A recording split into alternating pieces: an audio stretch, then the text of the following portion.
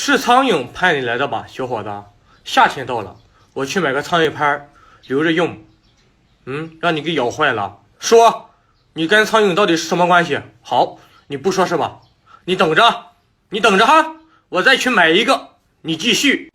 小伙子，你别一犯了错就抱着桌子吃行不？你看这仙人球给你咬的，咋的？你不扎嘴吗？是不是这仙人球在动的手啊？跟你没关系，是不？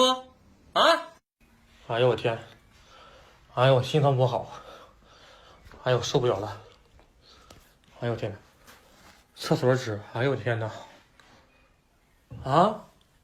怎么了这是？跟纸发生了什么？小伙子，不是喜欢撕纸吗？现在我都给你缠上了，你看是否符合你的心意啊？怎么就改不了呢？一天不霍霍纸就难受啊！你看给我撕一客厅，撕吧现在。小伙子，我怎么觉得你就是故意的呢？我不让你碰我电脑数据线，你就是不听啊！你看给咬坏了吧？来，别碰我那电脑桌了，我怕你一碰那电脑桌它受不了啊！快点把它放开，快点下来，快点呀！怎么了？又研究失败了？没事儿，在研究的过程中，失败是在所难免的没事儿，他能原谅你，你不用觉得对不起他。走吧，我带你去买好吃的，行不行？走。你是卧底吧？说，是不是卖拖鞋的派你来的？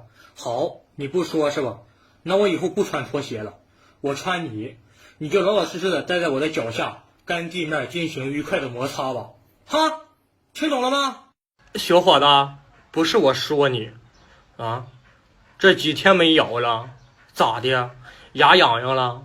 你看我这数据线给我咬的就不能忍住吗？就不能有点自制力？